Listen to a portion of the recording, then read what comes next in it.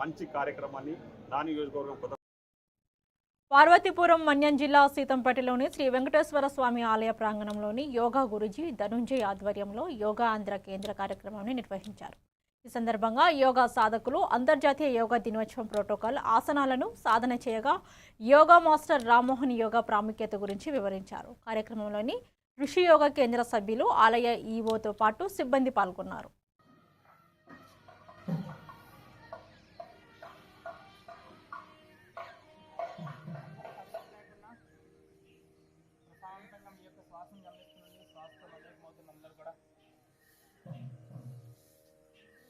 శ్వాసానుసంధానం,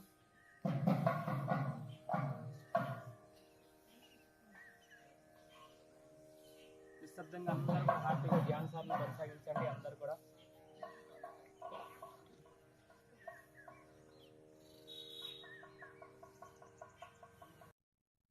బాపట్లలో నిర్వహించిన యోగాంధ్ర 2026 కార్యక్రమంలోని పాల్గొన్న జిల్లా కలెక్టర్ వినోద్ కుమార్ యోగా సాధన ఓ జీవన శైలి అని ప్రతి ఒక్కరూ దానిని నిత్యం జీవితంలో భాగంగా చేసుకోవాలని పిలుపునిచ్చారు.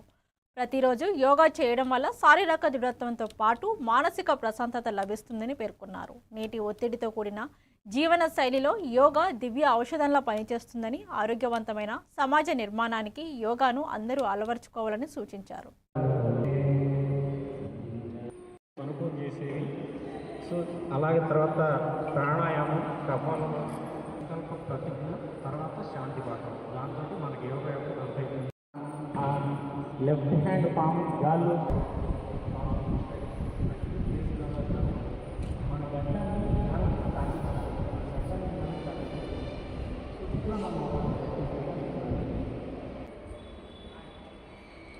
Right nostril by opening thumb. మళ్ళీ కుడి నాస్ట్రిల్లోంచి గాలి తీసుకుందాం.